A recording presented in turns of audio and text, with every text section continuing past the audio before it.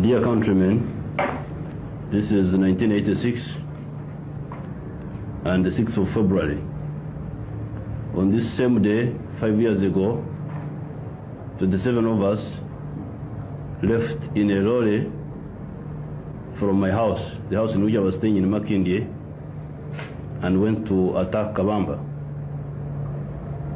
We had wrecked the target carefully, and we knew what was going on inside the barracks.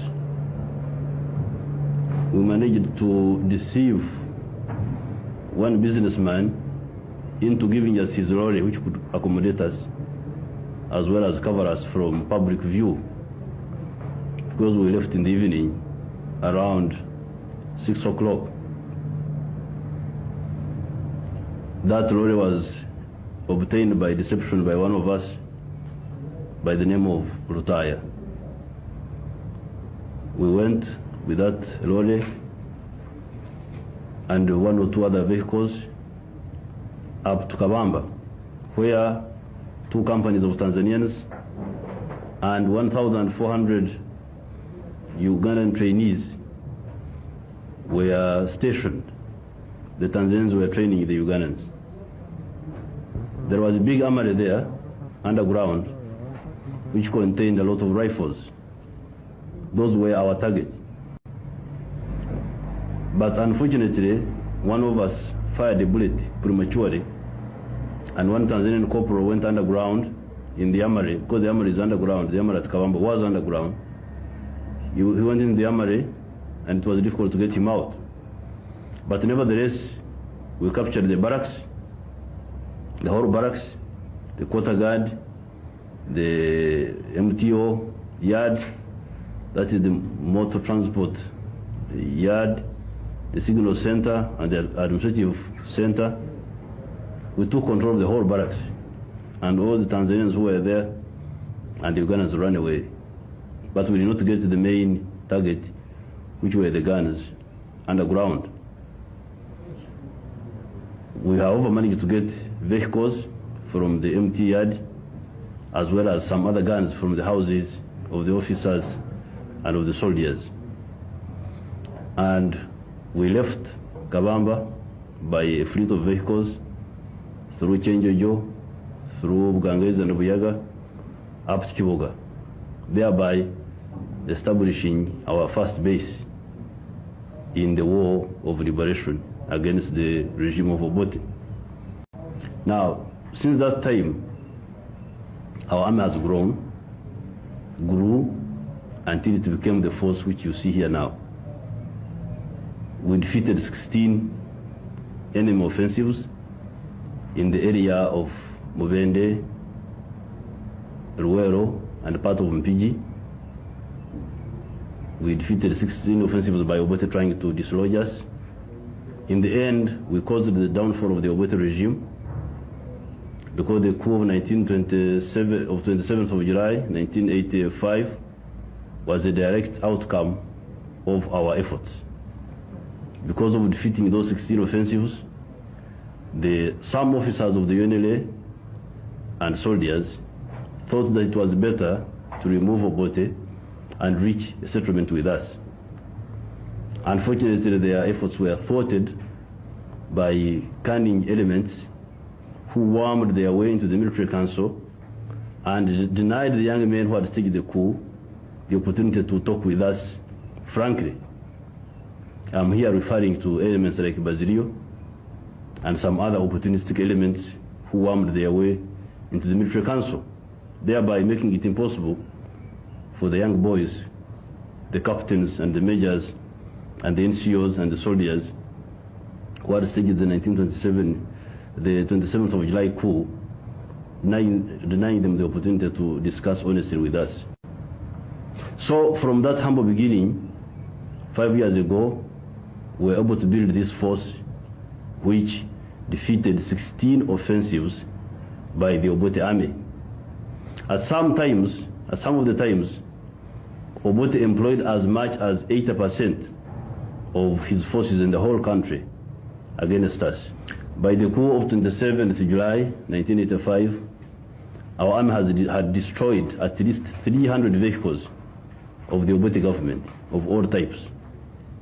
Soft cover vehicles, armored vehicles, helicopters, and so on and so forth. As you all know, after that, we declared a unilateral ceasefire.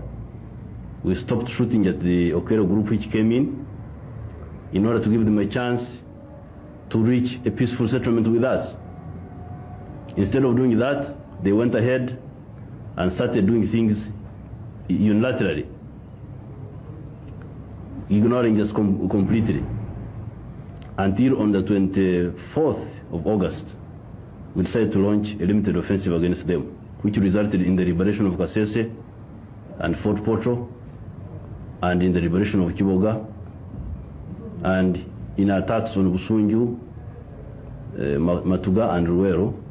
After that limited offensive, the Okello group and their main elements who had allied themselves with that group agreed to talk with us in Nairobi.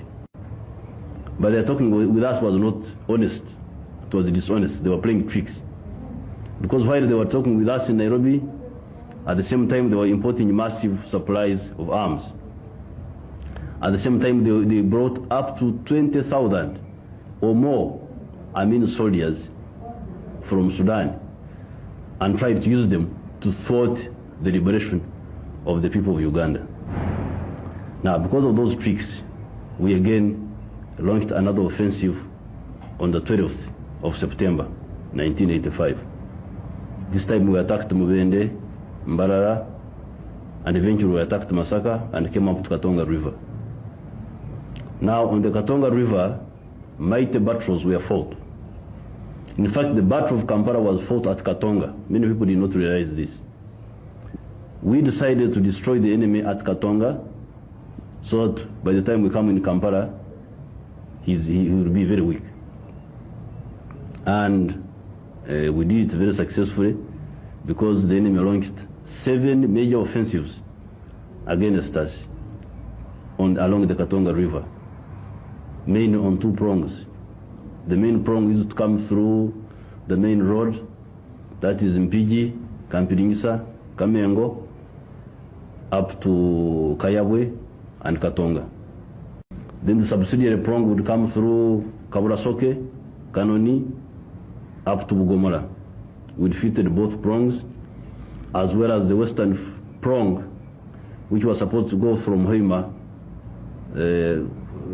cross river, the river there, River Mpanga, and attack Fort Portal and attack us from the rear. We defeated all those. Now, again, it is the same army which started with the 27 people on this same day 5 years ago, which was able to achieve all that. Because of defeating the enemy attempts along the Katonga River, the Okello group came to the conclusion that they had to reach a peace agreement with us in Nairobi. But even then they were not honest, because while they were talking of peace in Nairobi, as you all heard, Tito Okello said that I was a Sarambwa, that is to say a dangerous snake, whose teeth had been removed. They thought that the agreement was a means to neutralize us, so that they could do whatever they wanted with the people of Uganda. And indeed they did it. In Kampala here, they massacred people. In Mpigi area, they massacred people. In Masindi, they massacred people. All under the slogan that Museveni's teeth have been removed, there's nothing he can do for you, so we can do whatever we want with you, meaning the people of Uganda.